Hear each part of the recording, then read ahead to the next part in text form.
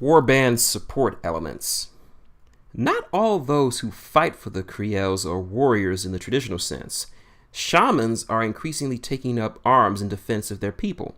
These mystics command tremendous Duinian spiritual powers, and the presence of just one shaman can turn the tide of battle for a hard-pressed warband. Many of these individuals are focused on support roles to become advisors and the spiritual centers of their communities, but others lend their power and strength at arms to warbands on the march. A shaman's presence greatly inspires the Trollkin, who view him as a sign of their goddess, Duina, has not abandoned them in their struggle. Many shamans are powerful warriors in their own rights, with Borka Kegslayer being the most famous example of this. Sorcerers have long been respected by the Trollkins for their devastating potential in the battlefield.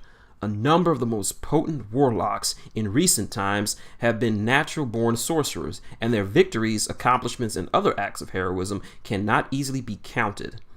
Their natural connection to the arcane energies of Cain enabled them to lay waste to their enemies with waves of power. Many Trollkin sorcerers have become rune bearers, able to turn the earth itself against their foes and transform the deeds of their people into a powerful weapon. The history and triumphs of the Trollkin are inscribed in stone, and with the proper reverence, they can be used as weapons against enemies and blessings be bestowed upon allies. The Kriel stones that are brought to war, as well as the scribes who add to their legacy of valor by recording future heroic actions, are a vital part of Trollkin military pride. These monuments are no mere decorations. They combine the Duinian beliefs and the strength of prayer to offer potent and tangible blessings to embattled warriors. Full-blood trolls and supply. It is the presence of full-blood trolls that gives the enemies of the United Kriels the most pause. Many Kriels have come to think of these trolls as integral members of their communities, and now craft special weapons, armor, and clothing just for their use. Trolls enjoy more readily access to food through this arrangement, and in return offer their strength and battle prowess.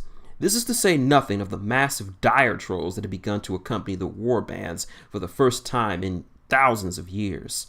Whereas other trolls can actually develop friendships with the Trollkin, dire trolls are simply too savage for such niceties. Even those Kriels most accustomed to the creatures consider them dangerous and untamed in the best of circumstances. Dire trolls are capable of almost unthinkable ferocity and are never more than a mild irritation away from a frenzy, so their Trollkin allies must remain vigilant in their presence. The presence of pigs seems to calm the beasts, but they remain unpredictable and hazardous in the extreme. A major concern for these communities is feeding the trolls who live alongside them. The trolls are undeniably powerful assets in battle, but they must consume a great deal of food on a regular basis, a requirement that places a severe strain on supplies. Where food supplies are low, the savage trolls grow more aggressive and quite literally take to feeding on their own hands. Hungry trolls serve the United Kriels in battle, but they are dangerous in camp. Sometimes these creatures will wander off in search of food, but at other times they will stuff anything within reach into their maws, bundles of supplies, map tubes, protesting pigs and whelps, and so on. Trolls that have long dwelt alongside Trollkin are less prone to losing control compared to their more rustic breeds. But any troll can snap if starving. In dire trolls, these challenges are amplified by an order of magnitude. They are both required significantly larger amounts of food and become significantly more dangerous if allowed to become hungry.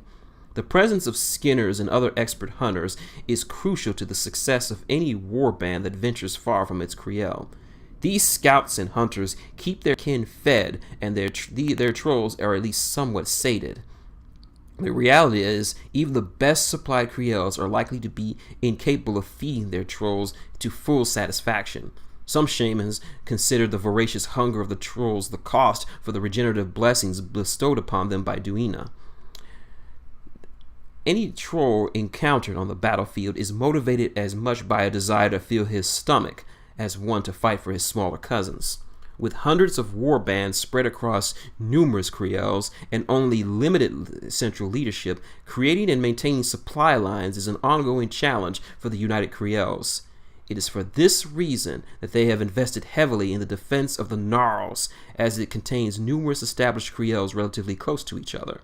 War bands that move from established creoles must hope that any Trollkin community they encounter will be welcoming and generous. Otherwise, they are forced to rely on troll-pulled supply carts and whatever game they are able to hunt. Despite the many challenges they face, Trollkin war bands are growing into a cohesive and powerful army. The pressures of their enemies serve them well, for these people excel at nothing if not endurance and adaptability. Each Trollkin knows every battle is crucial to the survival of his people, and every victory is a step towards the future they envision. Addendum: Bloodsong's Irregulars, the primary warband of Griselda Bloodsong.